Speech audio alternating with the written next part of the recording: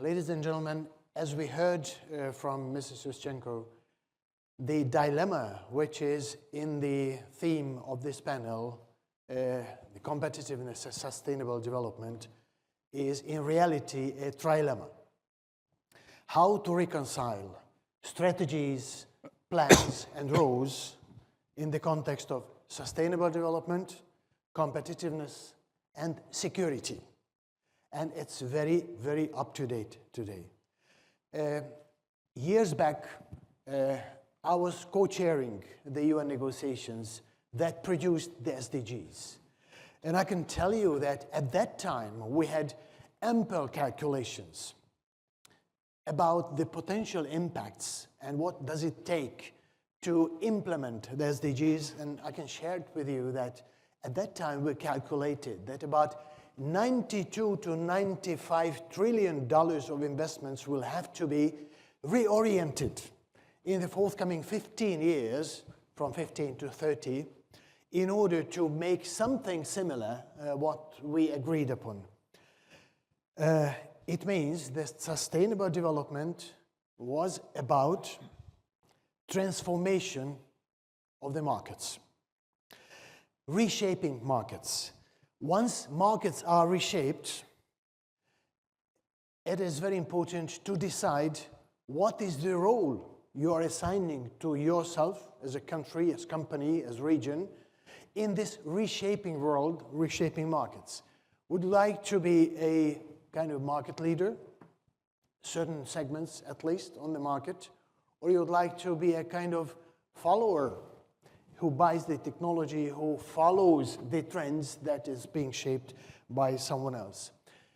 So it also came out that if 20th century was the century of oil, which determined the alliances, determined the peace and war in many cases, the 21st century is pretty much dominated by who can dominate the technology markets necessary for sustainable development and the supply chains and the implementation of those technologies. So who can be a leader and trendsetter on the market in the era of sustainability transition? Of course, it takes investments into technology, supporting transformation. It takes investments to production capacity, regulations favorable for transformation, shaping international rules and standards, and make sure that your rules and standards are being embraced by the world. And of course, as it was said in the opening panel, education, that shaping public norms. Now, we have three major economic centers in the world, the US, Europe, and China. They have very different responses for this trilemma. If we look at how they react, we can understand some of the potential pathways. The EU has been losing competitiveness in the last 20 years, unfortunately. And I can say, because I'm the only representative of an EU member from this panel, it is facing grave security challenges, as we just heard from Katerina, both in traditional terms and newly emerging polycrises as well. And still has the most progressive sustainability regulations, though it started scaling back some of the ambitions, but it has limited capacity to turn domestic regulations, European regulations, into advantages in the market, namely enforcing or letting others embracing the sustainability standards upon its among our global economic partners. So the EU's leading role today is more diplomatic than technological, which is a big caveat. The current answer in Europe, therefore, is while retaining long-term sustainability ambitions, it is now reconsidering short-term ones. In terms of competitiveness, there is a very serious thinking how to improve it significantly in the medium terms, because you cannot do it overnight. And of course, the demand of the day is to beef up security and defense capabilities and rethinking the security architecture of Europe, but it takes at least 10 years. So the strategic answer would be, out of the three pillars, this trilemma, seeking a workable combination of the three. Now, how the US reacted to this situation. US is definitely, under the current administration, turning away from the sustainable development regulations and sustainable development technology markets as well. So the consequence is the US is gradually losing market shares on the sustainable development related technology markets, but is very strongly searching new cutting-edge technologies in market positions, namely AI-powered high-tech.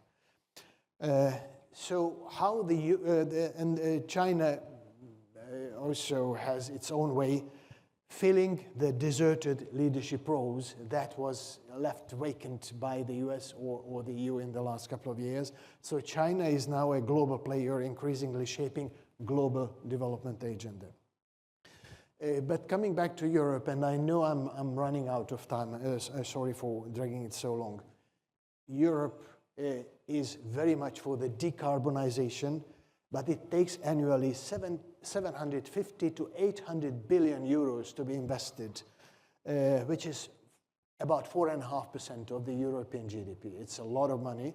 And if you add that security considerations imposing on us to raise our defense expenditure to 5% of the GDP, it's an enormous task at the same time.